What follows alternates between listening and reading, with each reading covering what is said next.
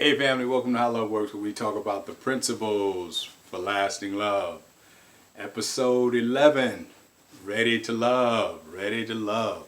Man, I tell you, that was a really stacked episode. I got a lot out of that.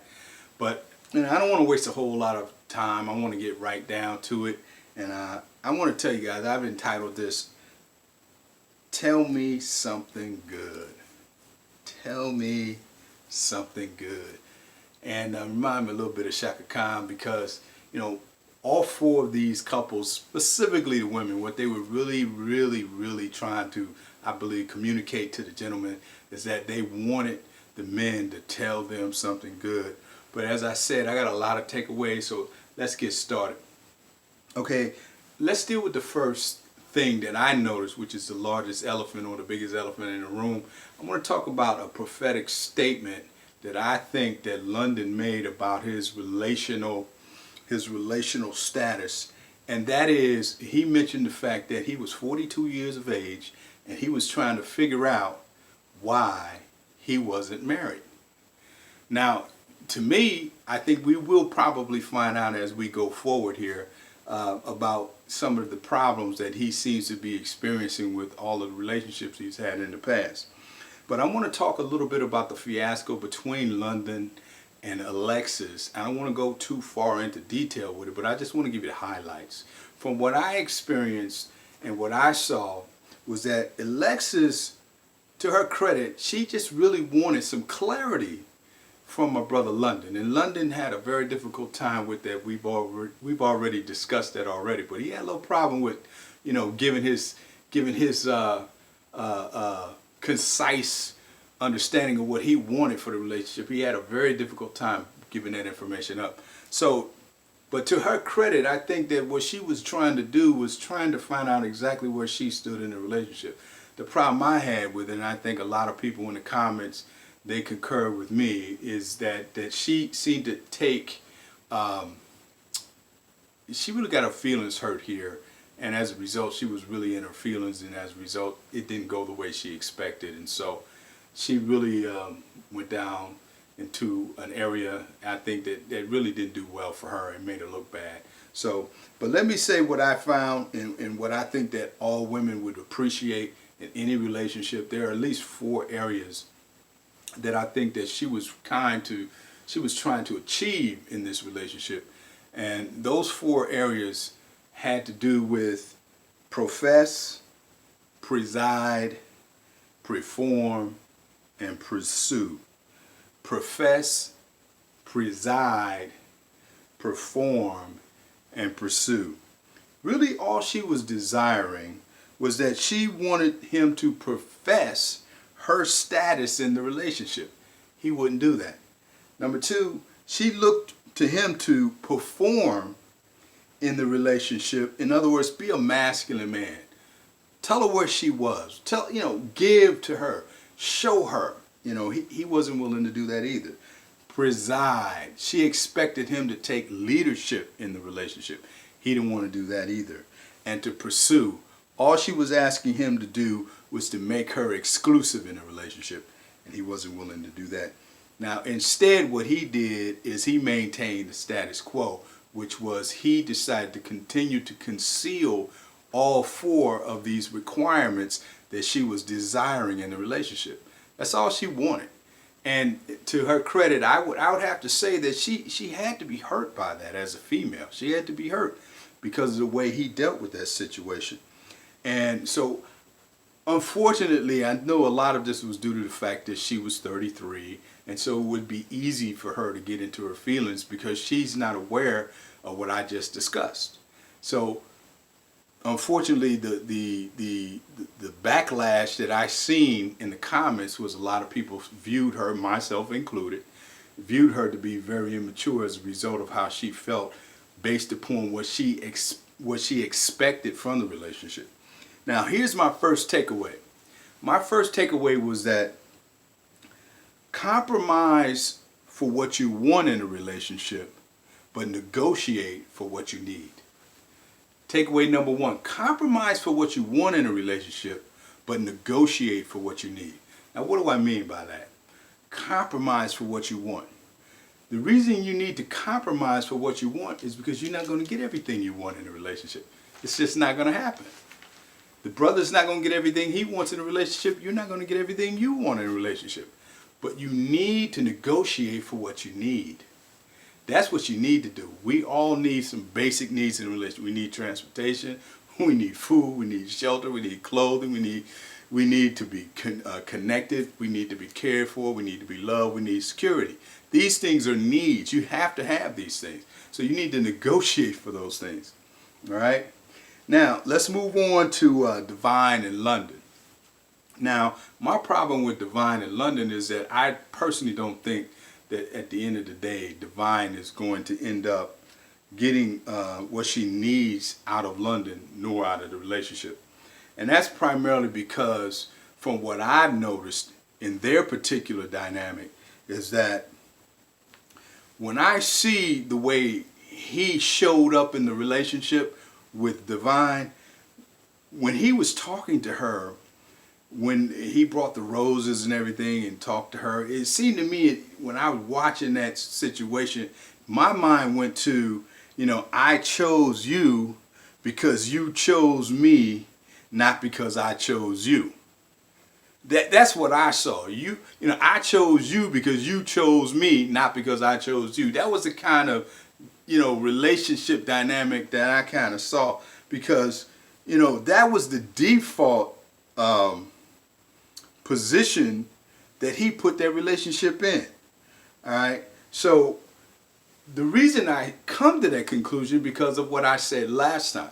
Number one, he never confirmed the direction of that relationship. We all know that, right? Matter of fact, out of his own mouth, this is what he said. He said, "You've been my rock, and I really want to figure out where this goes." You've been my rock, and I really want to figure out where this goes. All right. Once again, his language isn't clear. He isn't concise. He isn't confident, and he isn't committed. Right? You need more evidence? Let me tell you.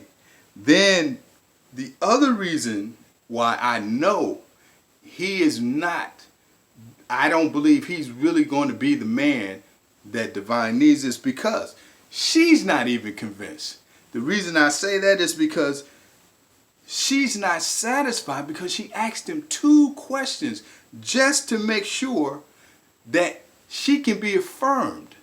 And he still didn't give her what she asked for. Now, here's the first question she asked. She says, "Are we still together?" I'm sorry, I'm wrong. She says, "Are we going together?" She says, "Are we going together? Are we still together?" That's a good question too, right? She says, "Are we going together?" That's something that, in my generation, that's something we used to do with girls. So she asked that question, "Are we going together?" What does he say? He doesn't say yes or no to me. That's a direct question. It's yes, we're going together, or no, we're not going together. What does he say? He says, "Our journey has just begun." Our journey has just begun. I mean, come on. She didn't ask the brother whether or not, are we there yet? She didn't ask him a question about destiny. She wants to know, are you going to be part of my life? An important part of my life. And all he had to say was yes or no. No, he gives a vague answer. "Oh, well, our journey has just begun." Well, anyway, she was asking a question about status. What is her status in this relationship? Question number 2, she said, "So are you my man?" That's easy. Yes. No. Now, what does he say? She grabs him by the neck and she says, "You my boo." And so what does he do when she asks that question?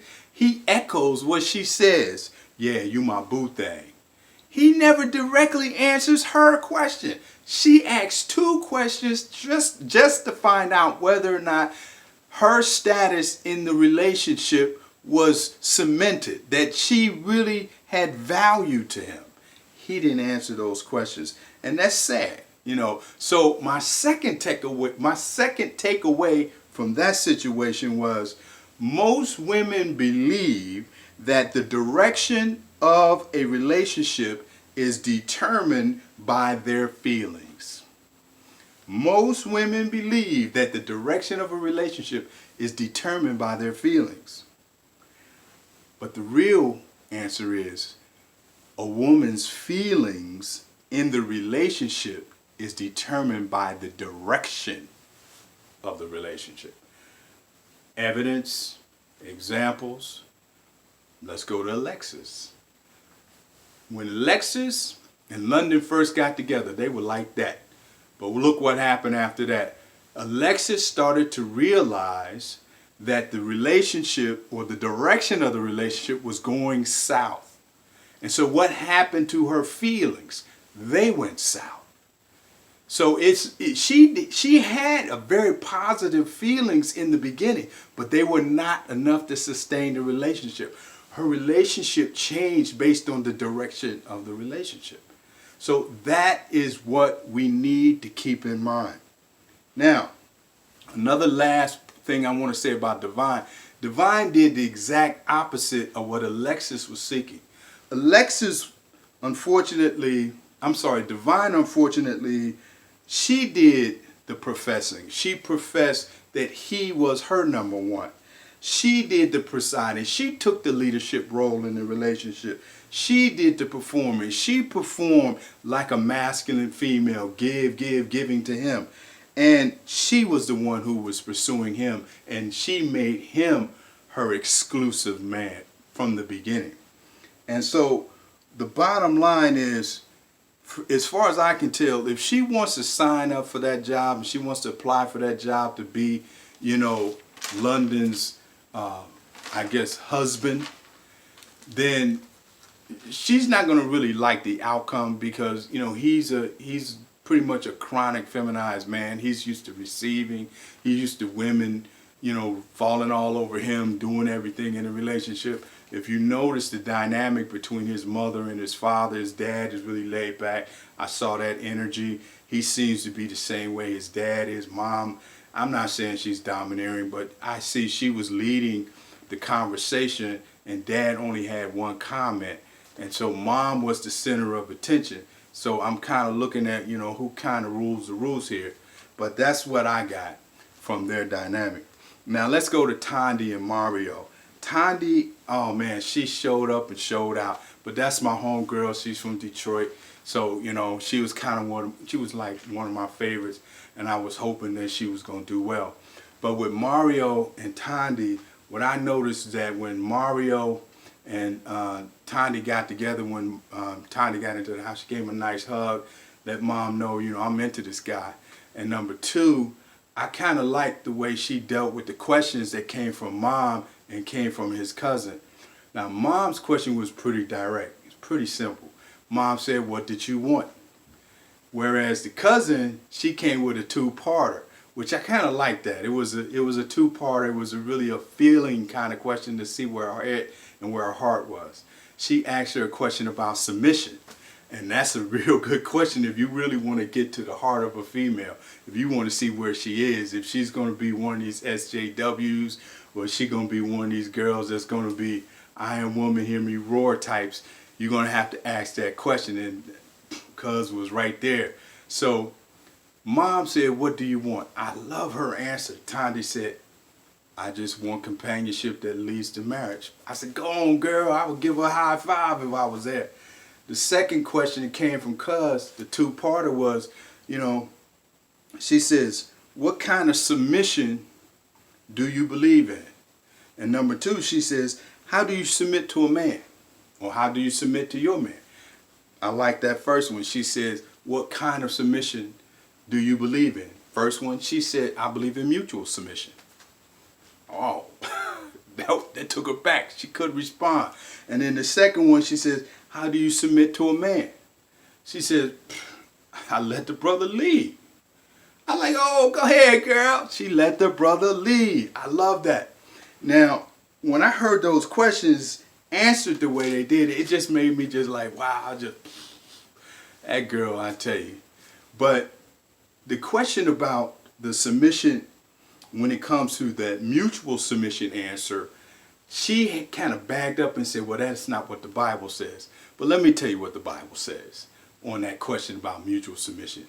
In Ephesians chapter 5, the Bible says, submit to one another in fear of the Lord, which means in respect for the Lord, right? Submit to one another.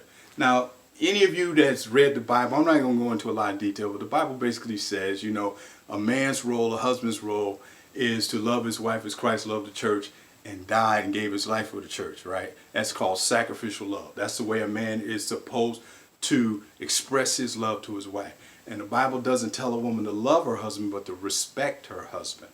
That is what she's required to do. So those are the two interesting ways that the Bible tells both of them to submit to one another. That's how they are to express that submission. So here is the third takeaway.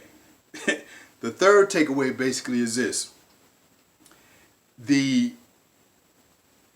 It's not about the inferiority of the woman, and it's not about the authority of the man, but it's mostly about the integrity of the relationship. It's not about the inferiority of a woman. Submission is what we're talking about. Submission is not about the inferiority of a woman or the authority of a man. It's about the integrity of the relationship.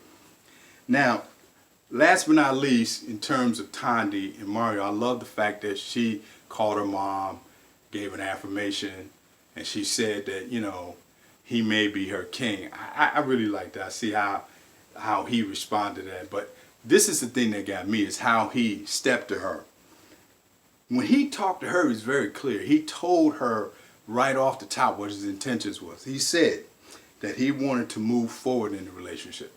Number two, he said he wanted to go deeper in the relationship. And number three, he asked if she believed that the relationship, if she believed the relationship was going good. Those were the three things he did. But what I got out of that also is that he mentioned that she had opened him up, because he, you know, being a single, being the only child, he was accustomed to having things his own way. But seeing that there are different ways of dealing with people, and she opened him up to that compromise, and at the same time being open and looking at situations from other people's perspectives. But I love the fact that he was able to penetrate her heart and open her up. Because if you remember in the beginning, she was kind of hard. I'm kind of used to the females from Detroit. They can be kind of hard, and I understand why. But she was kind of hard, but you can tell by the gesture that he gave with that ring, and also by the fact that he actually gave her, he led in that relationship, and he let her know where he wanted this relationship to go. In other words, he told her, he showed her the direction he wanted to go. That changed her heart. And that also helped her with her limiting beliefs about relationships and men. I really appreciated what that brother did. And that shows you how to open a woman's heart, if you brothers are listening. Now, last but not least, Ashima and Darren. Now, the takeaway I take, you know, not necessarily a takeaway, but a consistent theme with these guys is that, number one, they've been consistent throughout. Number two, they've learned how to compromise. And number three, the openness that these guys have for their relationship. And what I like about what Darren did is what he said to her. He said that he wanted to continue the relationship, very direct. And number two, he also said, when real stuff hits the fan, this is how you should be, or this is how you're going to be. And that really impressed him. Now, Darren was able also to penetrate Ashima's heart, because Ashima wasn't real big on these dogs, but she just decided, you know, if I'm going to be consistent, if I'm going to be open, and if I'm going to compromise, and I want this relationship, you know, I need to be open. And he touched her heart. He opened it. He touched it. He was in tune with the frequency of her heart. He put time in. That brother did everything he needed to do. So at the end of the day, we have these three takeaways. Number one, compromise for what you want, but negotiate for what you need. Compromise for what you want, but negotiate for what you need. Number 2, the direction of the relationship isn't determined by feelings. The feelings in the relationship is determined by the direction. And last but not least, submission isn't about inferiority of the woman and the authority of the man. It's about the integrity of the relationship. Ephesians 5:21, submit to one another in the fear of Christ. That's my time. I thank you for yours. Catch you on the other side. God bless.